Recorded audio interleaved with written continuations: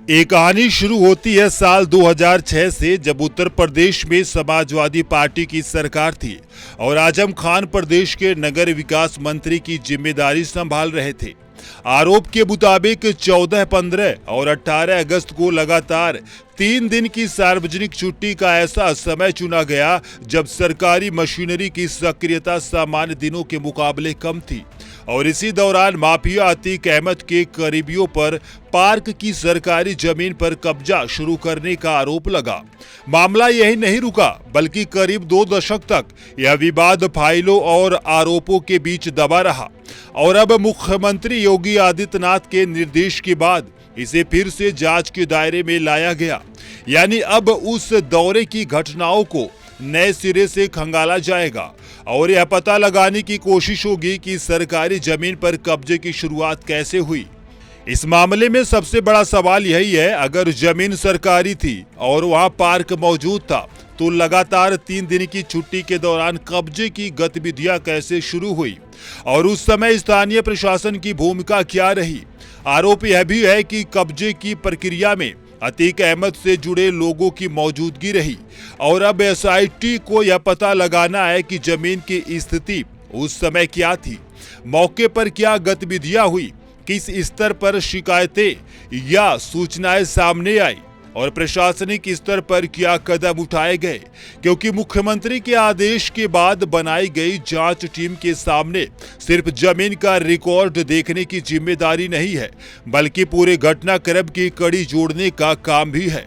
यही वजह है कि करीब 20 साल बाद खुली यह फाइल अब प्रयागराज की सियासत और प्रशासन दोनों के लिए अहम मानी जा रही है।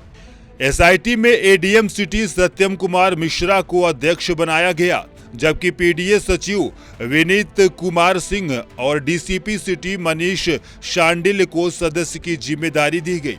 यानी जांच में प्रशासनिक रिकॉर्ड के साथ विकास प्राधिकरण से जुड़े दस्तावेज और पुलिस से जुड़े पहलुओं को भी देखा जाएगा।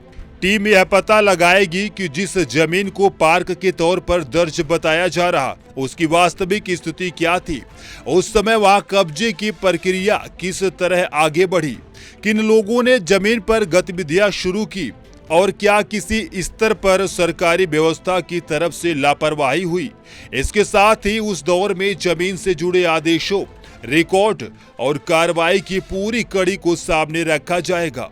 क्योंकि अब सरकार का फोकस सिर्फ यह पता लगाने पर नहीं कि कब्जा हुआ या नहीं, बल्कि यह जानने पर भी है कि अगर कब्जा हुआ तो उसे रोकने में सिस्टम कहां चूका। इस जांच का सबसे अहम हिस्सा पुराने रिकॉर्ड होंगे, क्योंकि करीब 2 दशक पुराने मामले में मौके की स्थिति से ज्यादा अहम दस्तावेज, जमीन के कागज, सरकारी रिकॉर्ड, प्राधिकरण की फाइलें और उस समय की कार्रवाई से जुड़े प्रमाण होंगे।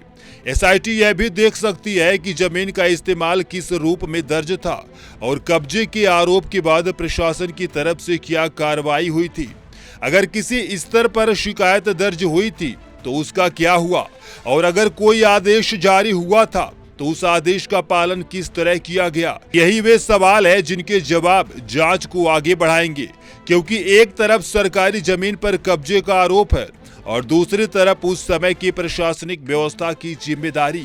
ऐसे में एसआईटी की रिपोर्ट यह तय करने में अहम होगी कि पूरे मामले में सिर्फ जमीन पर कब्जे का मामला था या इसके पीछे किसी स्तर पर मिलीभगत और लापरवाही भी सामने आती है। दरियाबाद पार्क की जमीन से जुड़ी इस पुरानी फाइल के दोबारा खोलने के बाद अब निगाहें एसआईटी की रिपोर्ट पर टिक गई है, क्योंकि जांच पूरी होने के बाद तस्वीर काफी हद तक साफ हो सकती है कि साल 2006 में वास्तव में क्या हुआ था और सरकारी जमीन की स्थिति कैसे बदली। सरकार की तरफ से जांच का आदेश ऐसे समय में आया जब उत्तर प्रदेश में पुराने जमीन कब्जे और माफिया नेटवर्क से जुड़े मामलों पर कार्रवाई लगातार राजनीतिक मुद्दा बनती रही। इसलिए इस केस में भी सिर्फ जमीन पर विवाद नहीं, बल्कि उस समय की प्रशासनिक भूमिका, प्रभावशाली लोगों की संभावित भूमिका जैसे सवाल अहम हो गए। फिलहाल एसआईटी को जांच पूरी करनी है और उसके बाद सामने आने वाली रिपोर्ट के आधार पर आगे की कार्रवाई तय होगी। यानी करीब 20 साल पुरानी कहानी का अगला अध्याय अब जांच की रिपोर्ट लिखेगी।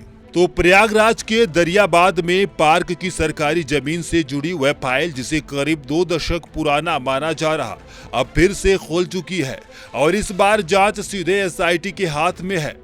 मुख्यमंत्री योगी आदित्यनाथ के आदेश के बाद बनी 3 सदस्यीय टीम पुराने रिकॉर्ड से लेकर कब्जे की पूरी प्रक्रिया तक की पड़ताल करेगी और सबसे बड़ा सवाल यही रहेगा कि लगातार 3 दिन की छुट्टी के दौरान सरकारी जमीन पर कब्जे की शुरुआत कैसे हुई, किन लोगों की भूमिका सामने आती है और उस वक्त प्रशासन ने क्या किया, क्योंकि इस मामले में आजम खान का नाम सामने आने के बाद इसकी राजनीतिक अहमियत भी बढ़ गई है।